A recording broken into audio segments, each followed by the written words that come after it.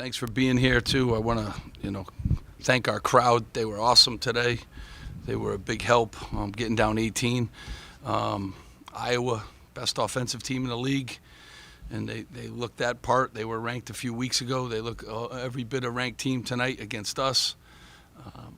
We've done a really good job of defending three-point land, and we didn't tonight. That hurt us.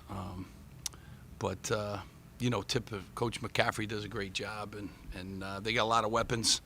And you have to play better when you're playing a team that last 20 minutes of the Indiana game and today, that's as good as 60 minutes as anyone's played in this league.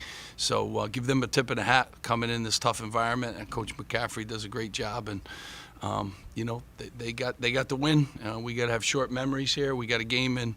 So this was our third game in 5 days. We got another game coming right up against a really good Northwestern team. So we got to flip the page and get ready for them.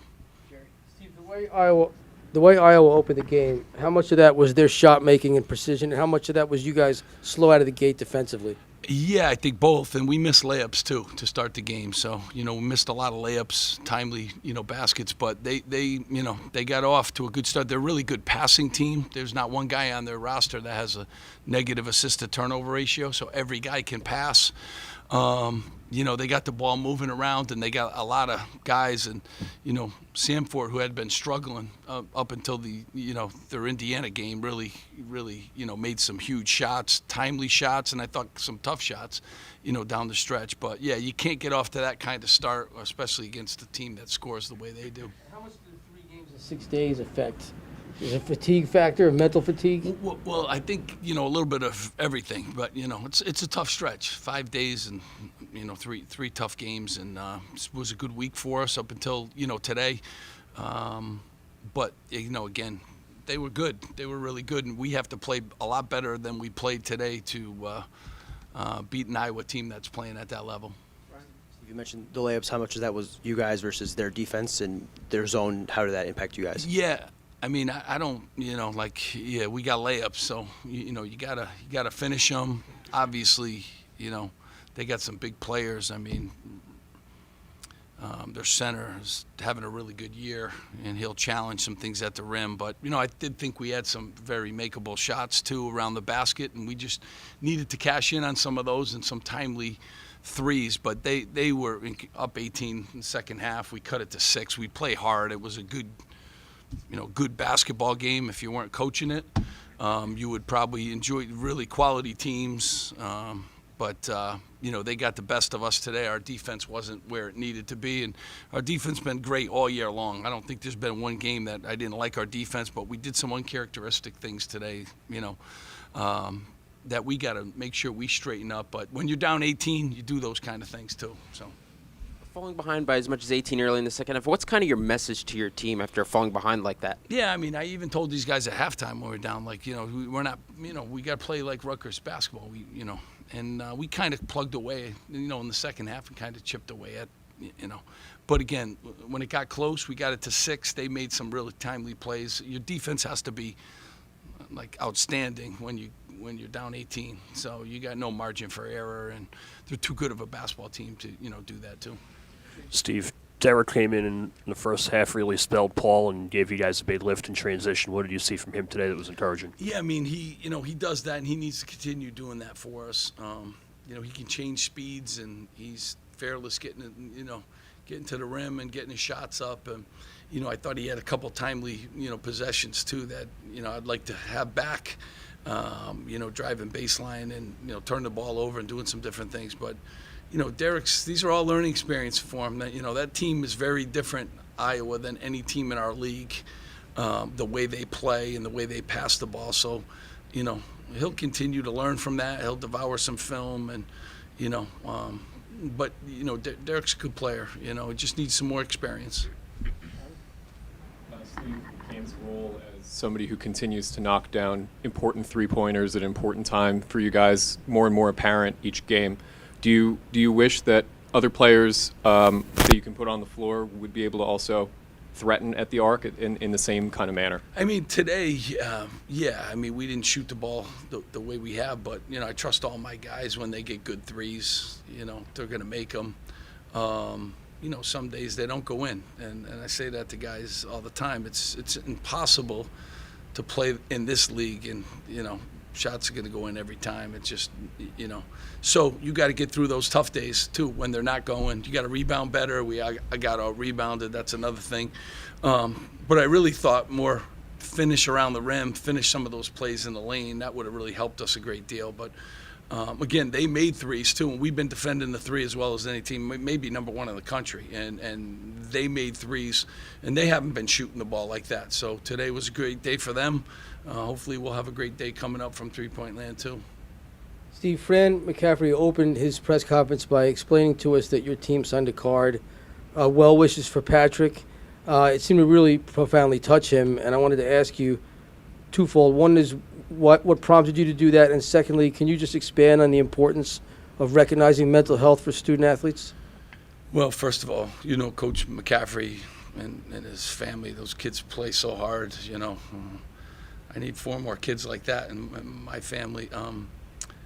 College basketball's tough. It is what these kids go through, and if you heard some of the messages that kids get, it's just, he's a great kid.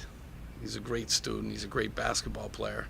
The things that they have to deal with mentally are just real tough, and I have a ton of sympathy. I'm so out of social media that this stuff, I don't spend any time on it, but I knew what life was like without the phone in my hand. They don't. Mental health's so important. These kids come out every day. This guy will be in the gym. These guys were in the gym this morning at 7:30 getting shots up. We watched film the other night till whatever time. Just root for these kids. That's what I do, and for what the McCaffreys are going through, and I just want him, to be better and to have fun playing basketball, and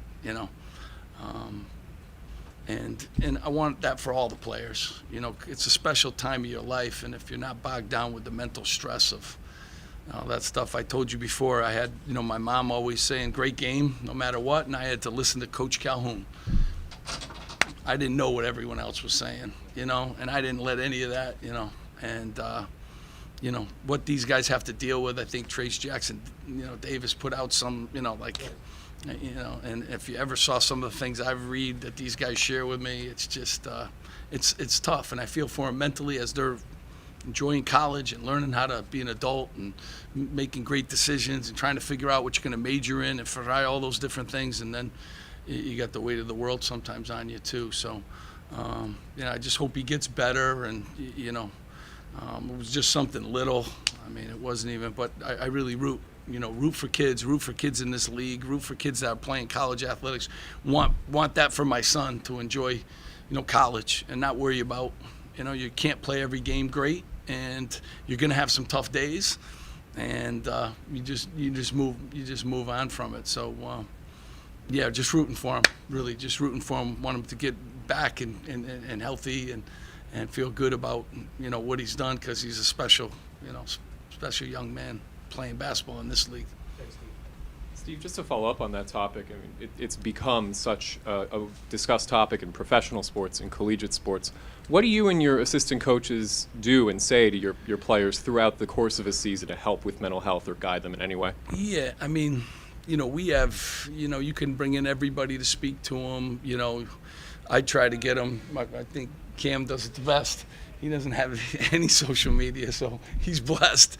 I try to get him to stay off. I try to tell him to put it down. We had Anthony Ashenault come in and speak to us about the year he won the national championship, and he spent 4 years of listening, and his mood was going up and down with the social media. And then the year he honed in on what was important to him was winning wrestling matches and taking care of his body and getting the sleep he needs at night. He said it was his breakthrough year, so try to get different people, to talk. But I also will tell you, they never lived without the phone. So I know what life was like without it. I know what it's with, and there's some great things about it, but there's some tough things too. And these kids, have to deal with a lot of stuff that I don't have any experience in that area, so it's a hard thing too. You got to bring people in that do, and people in that, can handle those kind of things. And we do that a lot. And we have some terrific sports medicine people here too,